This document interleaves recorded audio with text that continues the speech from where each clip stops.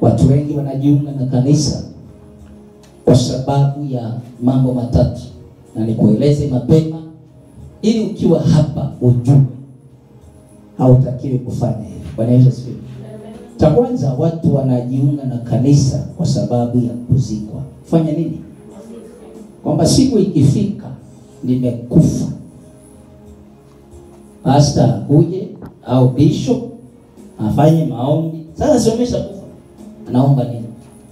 Akishaomba wakuweke pale na msalaba mrefu, alafu waandike, sitaki pale jina lako, waandike na useme kiruka njia. Nini? Kiruka njia. Na waimbe mpaka wakanyage kaburi, mpaka waanguke hapo wapate majivu na mavumbi. Alafu wanasema ameenda vizuri kwa namna hiyo. Nataka niseme wazi. Alafu ya pili, watu wanajiunga na kanisa kwa sababu ya kusaidiwa. Fanya nini? Yaani niende pale wanisaidie. Wengine wanaenda msaada wa kimwili, sawa? Nikiwa na shida, nikiwa na harusi, nikiwa na nini, watu wanichangie, wanisaidie. Yaani imekuwa kama chama. Alafu namba 3, watu wengi waende kwenye msaada wa kiroho, maana watu wanaamini vitu vingi tu. Huku Western watu wanaamini paka mbuzi. Watu wanaamini paka ng'ombe. Watu wanaamini madawa. Watu wanaamini basari. Sijui mnashasikia watu wa basari. Watu wanaamini hao.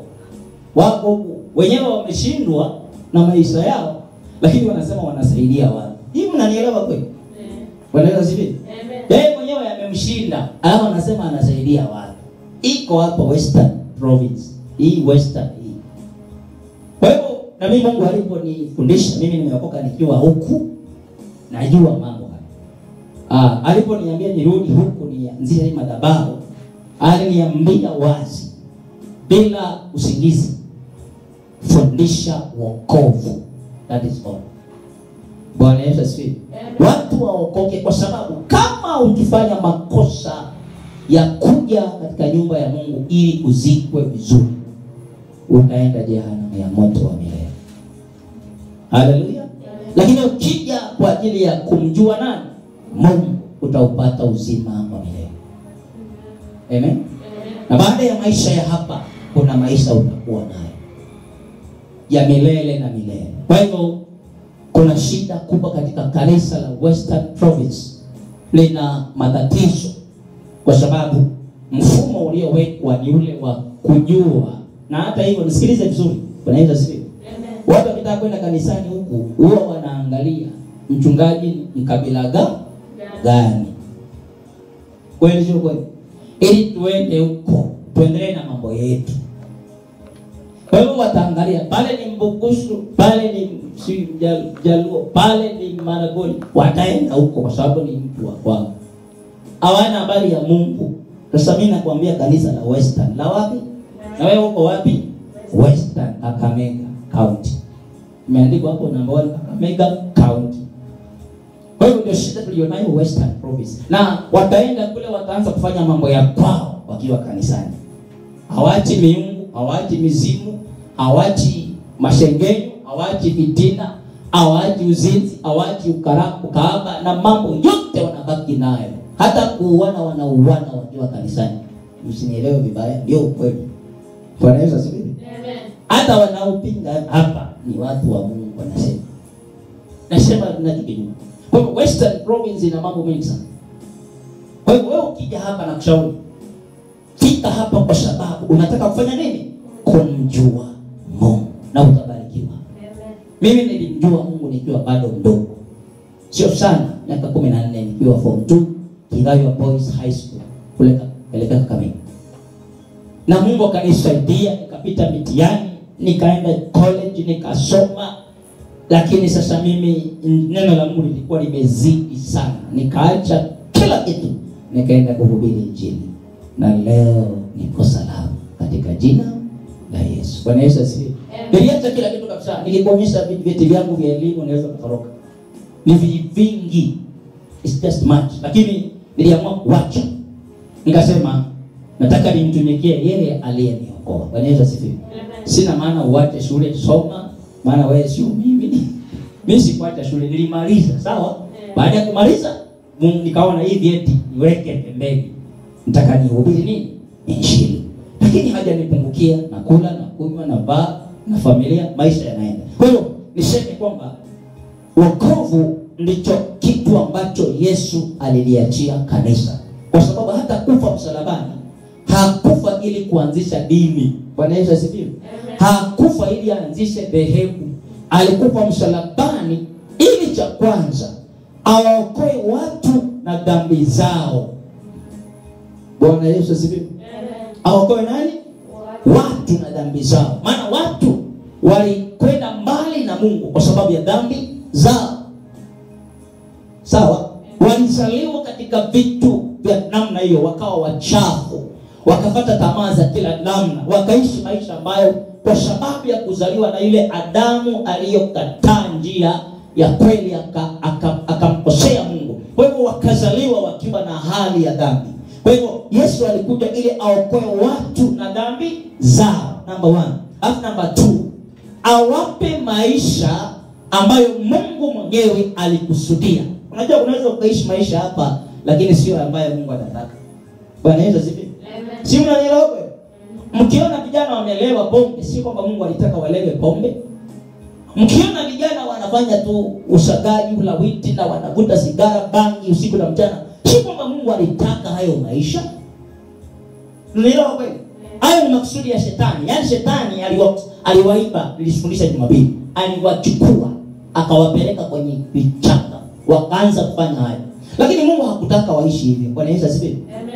Mungu alikuwa amekusudia watu wawe na uzima kwanza wa milele. Maana wakimaliza haya maisha ya hapa, kuna maisha baada ya hapa. Mtu asikudanganye, mwisho ni kaburi. Sawa sawa? Ukishakufa ndio utajua kwamba kuna mwisho baada ya hapa. Ndio niliwaambia hata watu wakitaka kufa wanawaita watumishi wa waombee. Kwa nini? Huwa wanaona roho ni kama tu usiku, roho yako huwa ilali. Si mnaelewa ninachokisema? Ukiona unaota maana yake roho hailali.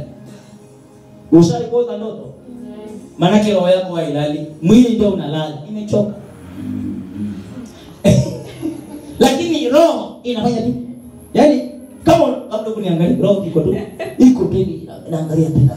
Inaona niliona unaamka uliota nini? Roho yako inaona. Kwa hivyo hata ukitaka kufa, sasa nataka nifunge macho kabisa niende, yani nisionekane hapa mawe tatu. Unaona kabisa ninaenda mahali. Kwa hivyo ndio inafanya sasa. Ita pastor. Na pastor hawezi kusaidia ukiwa hivyo. Ukuje saa hii, yani fika kanisani sasa usaidiwe. Bwana Yesu asifiwe. Mnao nisikia kutoka nje huko. Najua mnanisikia. Mtoke huko haraka, msifike mwisho mnasema pastor aniombee. Uongo. Mmesikia? Haleluya. Unajua tusidanganyane eti pastor atakuja kuniombea, ataweka msalaba. Kwani yeye ni Mungu?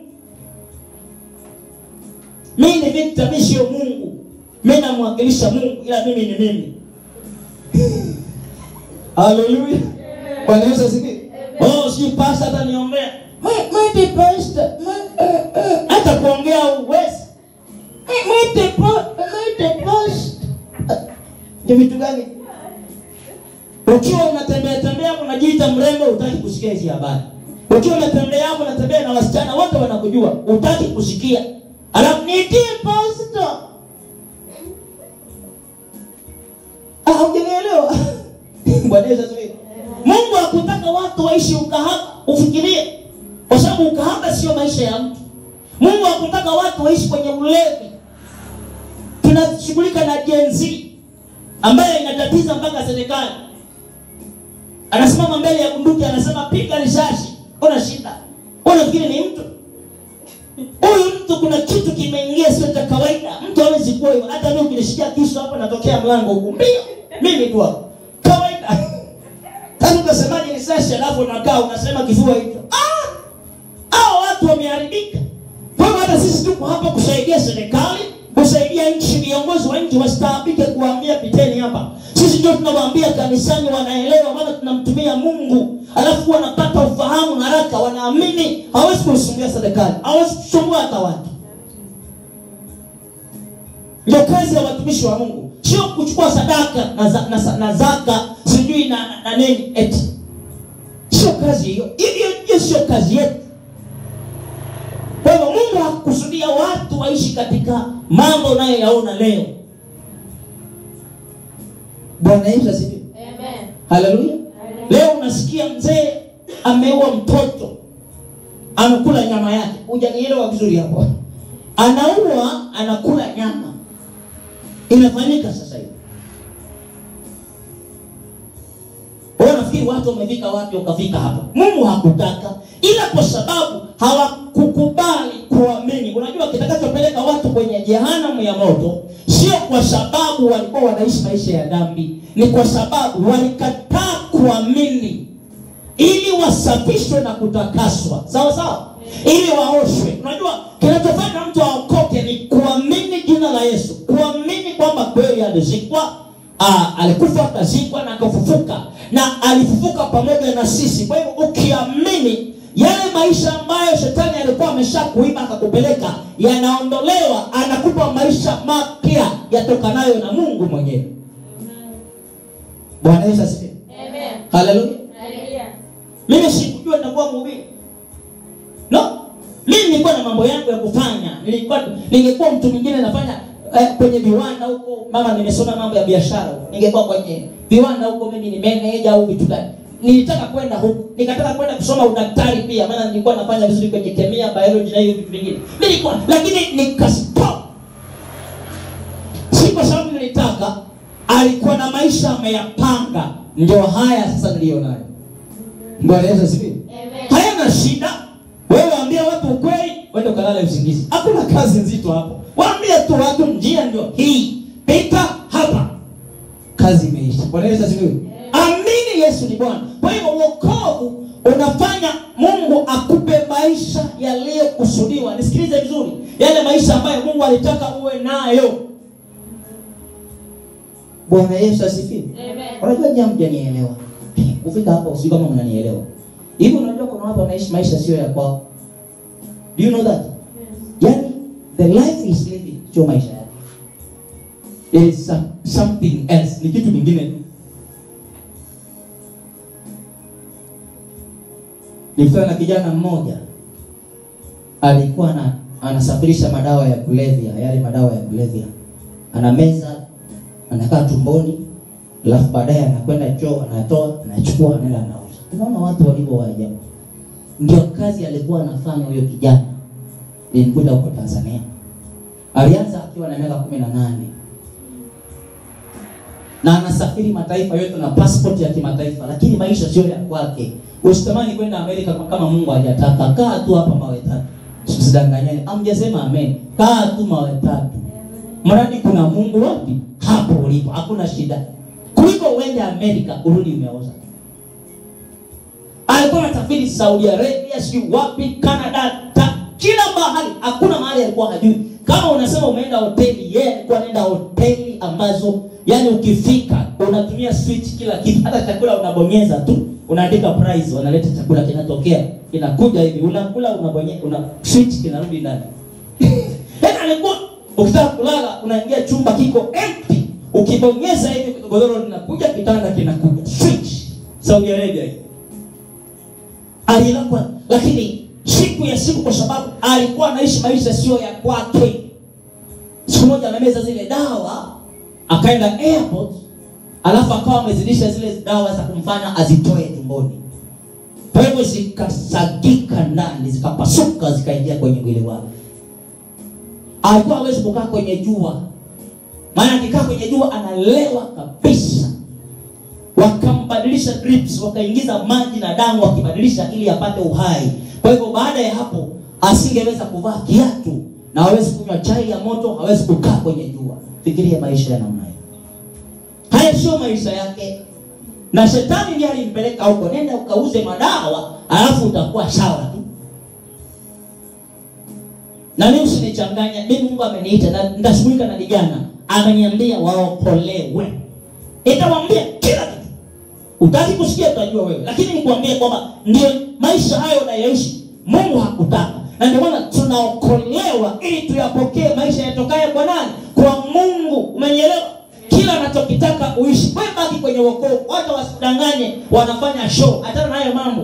Si wako beautiful. Hakuna mtu mrembo hapa mawetatu. Nobody is beautiful. Ujinga huo. Yeti handsome. Kuna mtu handsome mawetatu hapa. Kuna kitu. Sura mbaya yote. Usidanganyane na mimi nikiwemo. Hakuna kitu hapa. Hakuna. Yesu ni Bwana. Yesu ni Bwana. Usidanganywe. Ujinga. Umejaa kwenye vitu vya watu.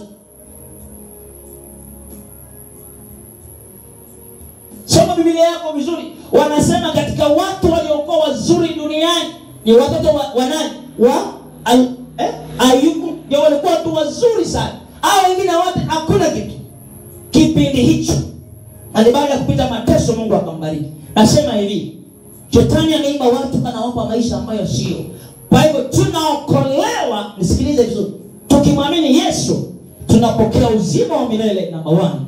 Dhambi zinafutwa na kusahauliwa. Kama mbingu na nchi ilivyo mbali, ndivyo dhambi zinawekwa mbali na sisi. Unaisikia tu ili kuwepo. Kwisha habari.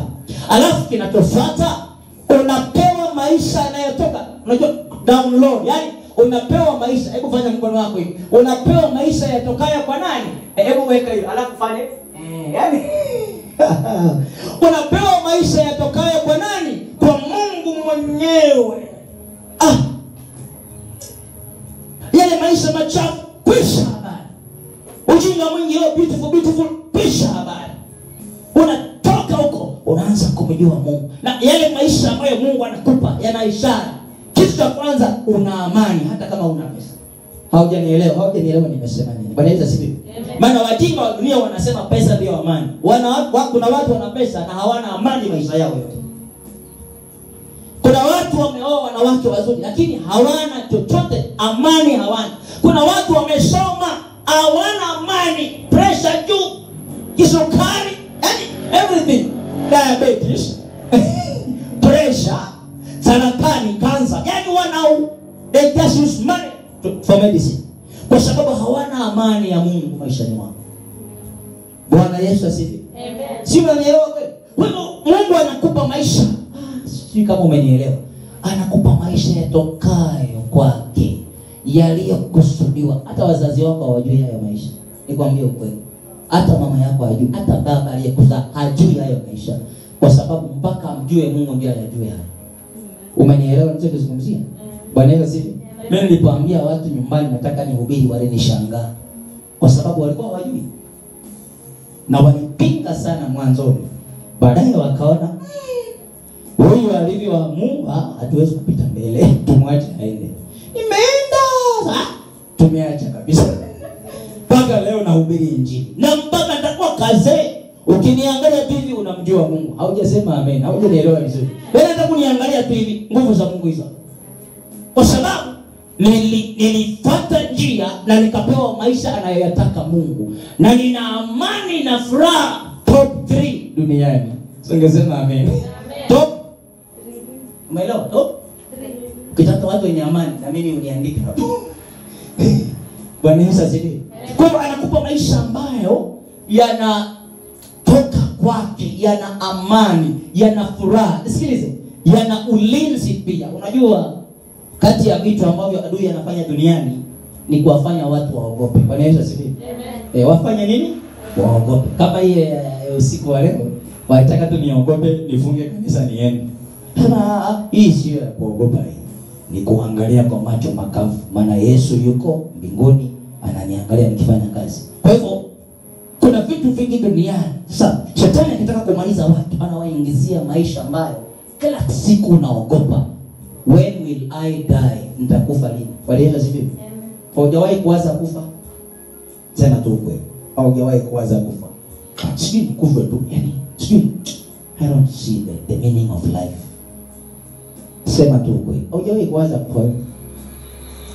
Ushawahi, sio? Kwa nini ulikuwa unawaza? It's because ameingiza kitu kinaitwa uoga. Na ni kwa sababu ameweka maisha ambayo sio ya kwake. Yani maisha ambayo sio ya Mungu ameyaweka. Kwa hivyo yanakufanya uwe mwoga, wasiwasi, yani ndio hivyo. Lakini ukishaokoka, believe me, mimi nimeitest na nimekula what I'm saying. anakupa maisha ambayo yana furaha. Bwana Yesu asifiwe. Amen. Aidha utakuwa na pesa au huna, utakuwa bado na furaha na amani. Amen. Amen. Na unajua kinachofanya watu wawe na ulcers nyingi ni wasiwasi. Na hakuna amani. Unasikia vidonda vya nini? Vya tumbo. Because there's nothing. Unasikia tu wasiwasi, hata ukiona tu panya akipita unaruka. Yaani unaishi maisha ya wasiwasi. Kwa hivyo tunapookoka nasema anatupa maisha yanayotokana na yeye mwenyewe. Bwana Yesu asifiwe. Amen. So he is able to delete your bad life. Afute yale maisha mabaya na lete maisha mapya. Nilikuwa namwambia mtu mmoja leo na yuko hapa kwamba unaweza kuishi maisha ambayo watu wa kwenu hawakuishi. It is possible. Ungesema amen. Amen. You can live the life that your people never lived by Jesus Christ. Unaweza kabisa. Mimi sikujua nikaenda Tanzania. Sawa? I never knew. Nilikuwa hapa tu naimba na ubiri, naambia watu nitaenda, wanashangaa huyu anasema nini. But I went, nimeenda, nimehubiri, nimenunua ardhi huko, nimejenga, nimemaliza, nimerudi huku. Na sasa kazi imeanza na itakuwa kubwa. Hata usiposema amen, hainisumbui kabisa. Watu watajaa hapa mpaka itakuwa ni kama maandamano ya kwenda kanisani. Hata usiposema amen, hiyo sio shida yako. Haleluya. Itakuwa ni maandamano. Wanaenda wapi? Kwa mtumishi wa Mungu Victor. Wengi, tuseme amen. Wengi watakuja, hiyo sio shida. Watatoka Uganda, Burundi, wako wanakuja hapa. Na next year Passover, Tanzania wanakuja hapa. Hata usiposema amen, ndio tumemaliza hivyo. It is like that. Kwa nini? Si kufikiria hayo mambo, but yeye aliyeniokoa, ungesema amen. Akayaleta hayo maisha. Bwana Yesu asifiwe. Amen. Akanifundisha mpaka Kiswahili. Unasikia Kiswahili? Siongei kama kile cha Kenya sana. Si kwamba nimesoma shuleni, hii ni ya Mungu mwenyewe. Nilikuwa naongea kama wengine, lakini amenifundisha Kiswahili. Mpaka naandika vitabu vya Kiswahili. Kuna mambo Mungu anakupa ambayo watu hawawezi kukupatia. Watu hawawezi kupawishi, watu hawawezi kusaidia ukafikia. Ni kwa sababu ni Mungu tu anaweza kufanya. Amen. Bwana Yesu asifiwe. Amen. Sasa ninawashauri mbaki kwenye wokovu na msimame. Na msiangalia watu wanasema nini. Wewe sio wao na wao sio wewe. You cannot be Dorcas and Dorcas cannot be you. Hata usisema amen, that is the truth. Hallelujah. You can't be me and I can't be you. Wewe ni wewe. You are very special the way you are. Sasa wewe mfuate Mungu kama wewe. Usifikirie watu wanasema nini. Hiyo number 1. Na usijaribu kufikiria twende nao tuone wanasema nini. Some of them have said we are going to hell. Sasa wewe nenda nao utaona. Let me tell you, kuna mtu nilimhubiria akaniambia mimi siwezi kuokoka, naenda jehanamu. Paka msichana kabisa. Tena mkubwa tu Tanzania. Sasa mimi siwezi kuokoka, naenda. Sasa kuna watu ukiwafuata wewe utaona mwisho wake. Because they have decided. Na ndio maana ukiamua kuokoka, fuata njia mwenyewe. Amini mwenyewe. Shika ufalme wa Mungu, ingia mwenyewe, kaa huko mwenyewe. Usitake kusikia wanasemaje. Wanaweza kuambia achana na Mungu, wako wanasema hivyo. Achana na mambo ya wokovu. Sisi tulikuwa huko tukashindwa. Si mlishindwa nini?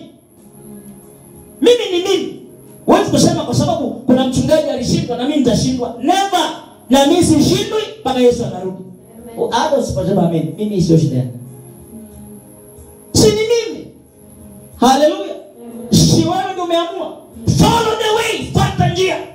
Upate maisha na usitoke kwenye wokovu. Simama mpaka yale maisha ambayo Mungu alikusudia yaonekane wazi kwake Mungu, na wanadamu wataona, watasema tumeona yule mtu ana maisha yatokayo kwa Mungu. Tumeona.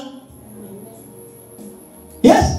Tumeona, si kwamba ni maneno, tumeona kabisa huyo kijana, yule binti, hayo maisha hata watu wako hawakuishi.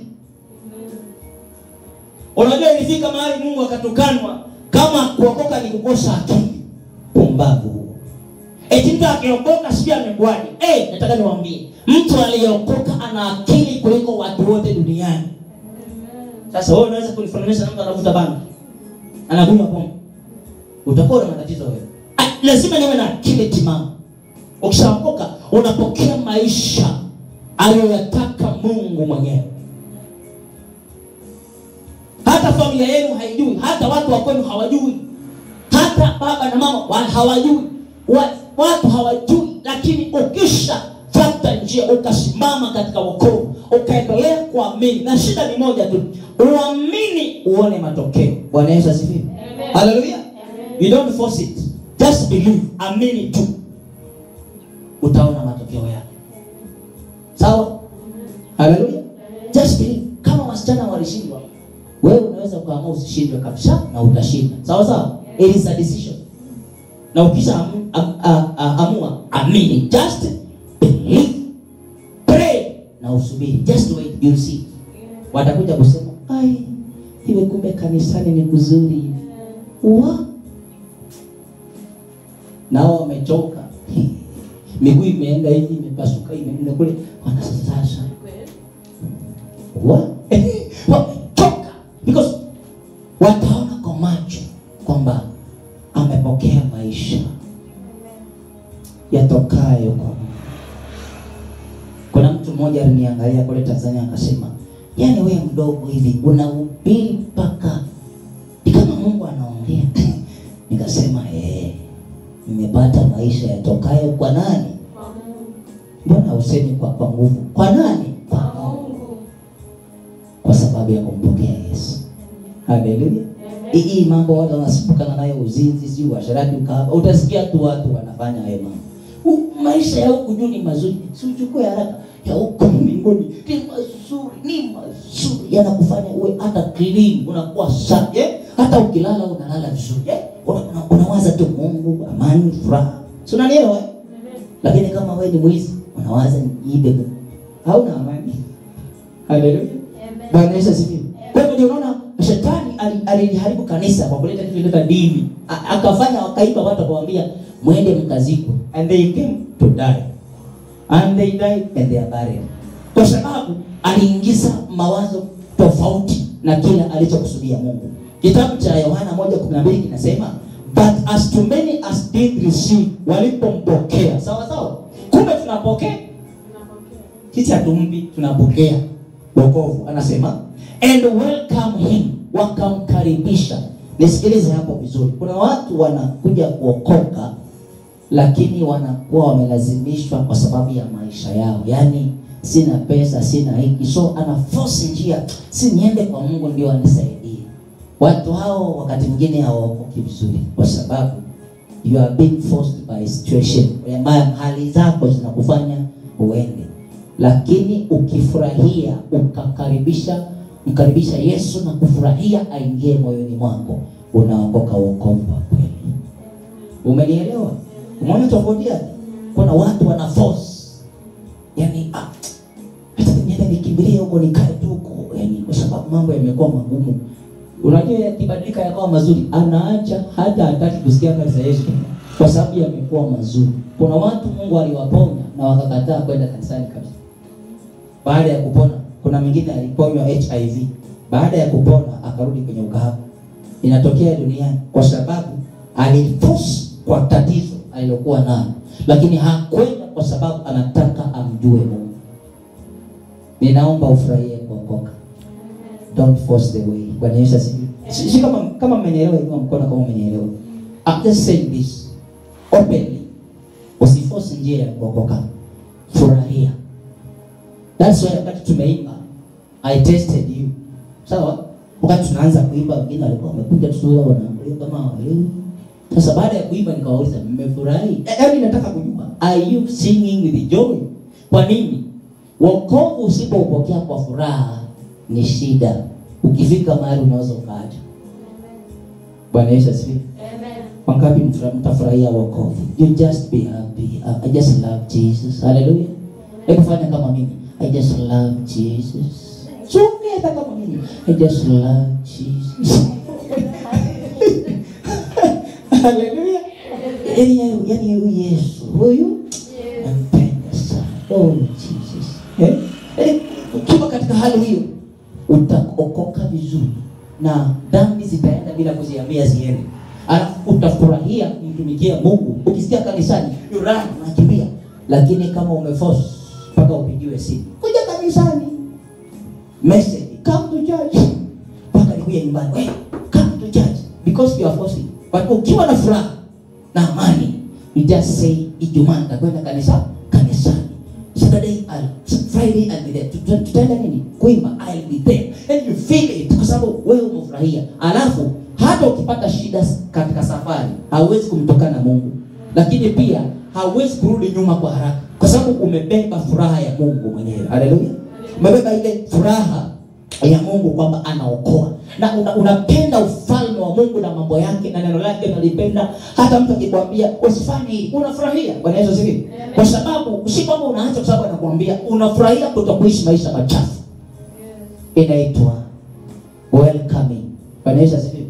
Unaonaje mtu pale nyumbani akakuletea chai? Niangalie hapa, akakuletea chai na mandazi na biscuit na chips, ila amefanya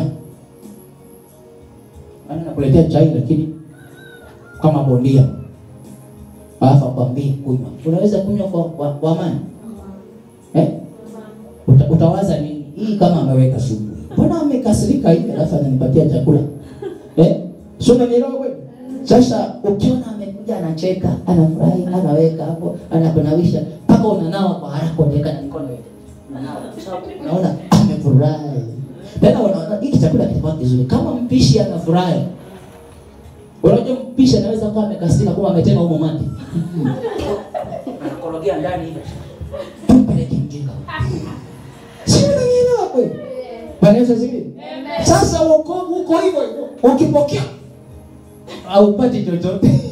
Unataka upokee kwa raha. Kuna uzima wa milele, msamaha wa dhambi, maisha yatokayo kwa Mungu.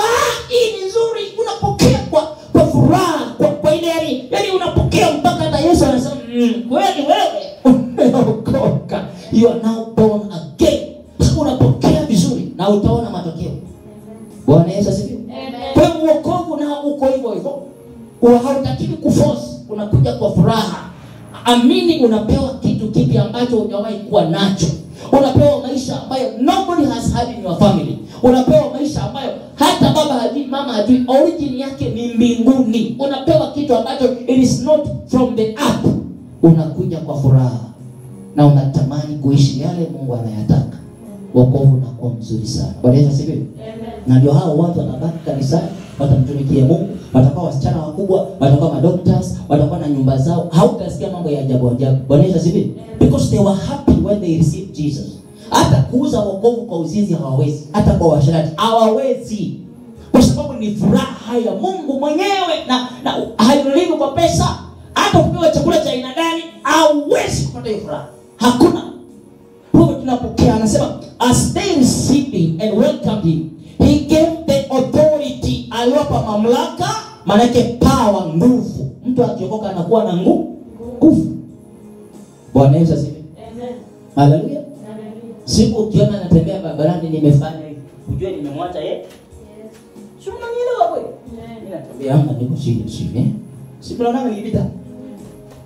Nafikiri nasukuma. Sio kama nasukuma. I'm just very strong. I'm just feeling niko vizuri. Kwani nina nguvu.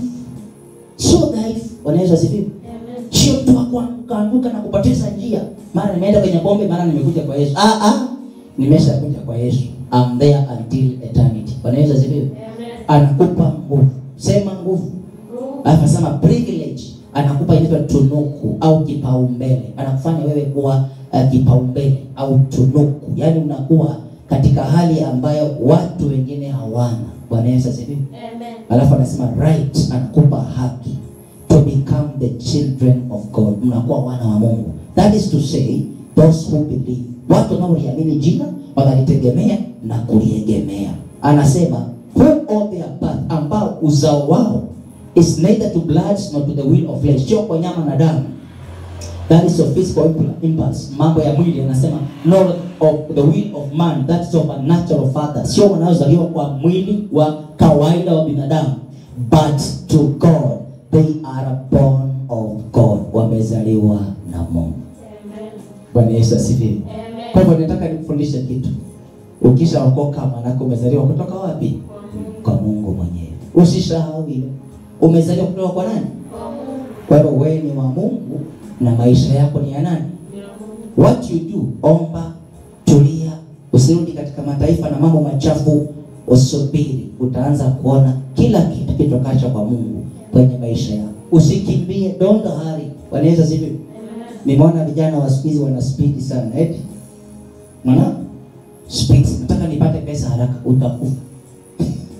Wanaweza sivyo? Nataka niolewe haraka. Ndio hawa wanaolewa watoto. Unazaa mtoto na wewe ni mtoto, hata hujui maisha. Bwana Yesu asifiwe. Haleluya. Soma mpaka ufike 25 years hata 30 sawa. Soma hata ujinga. Hakuna kitu kipya katika haya maisha. Eti naenda, why are you going? Wako hapo wamepata shida mpaka wanalia kwa sababu hawakujua. Bwana Yesu asifiwe. Unakuta kijana hata hana akili ameoa na yeye. Anakupiga mateke ngumi, utaelewa tu. I went early. Na hamfiki 30 anakuacha, anachukua mwingine. Unarudi kwenu. Unaona nini kinachoendelea? It is because watu wanafikiri kukimbia it is life. No. Kaa kwa Mungu, usubiri na uvumilie. Haleluya. Bwana Yesu asifiwe. Unaweza kupewa kopi ya maisha lakini sio original ya maisha. Umepewa kopi. Unajua kopi na original vitu viwili tofauti. That's why ukienda kwa wanasheria wanakuambia tukitaka kujua hii kopi ni kweli mpaka tuonyeshe original na mwanasheria agonge muhuri. Certify it so that tuone kama kweli hii inatoka kwenye original. So you can have a life that is copy. Na copy haifanani mbaya sana. Haujanielewa? Bwana Yesu asifiwe. Si copy inaweza kuonyesha sura yake. Ni yeye, ila ni copy, but the original is very different. Sawa? Hata rangi yake huwa tofauti. Kwa hivyo hata maisha ya mtu anaweza kuwa na maisha ambayo yanaonekana kama copy. Na yeye akafurahia tu kwamba ni sawa. But there is the original. Ukipokea hiyo, unakuwa mzuri na amani na how you don't struggle. Bwana Yesu asifiwe. You don't struggle. How utani. You don't, sasa nifanyeje sijui nini. No. It comes by time. Sawa? Unangoja tu, muda unafika. Unasubiri, muda unafika na unapokea. Hivyo hivyo mpaka tufike wapi? Mbinguni. That is what we do. Sasa ufike mahali uelewe kwamba Mungu amekuita katika wokovu, lakini kazi yako kubwa believe. Bwana Yesu asifiwe. Amen. Huwezi kujiondoa kwenye maisha ya kwenu. You can't change that overnight. Only believe Jesus. Hallelujah.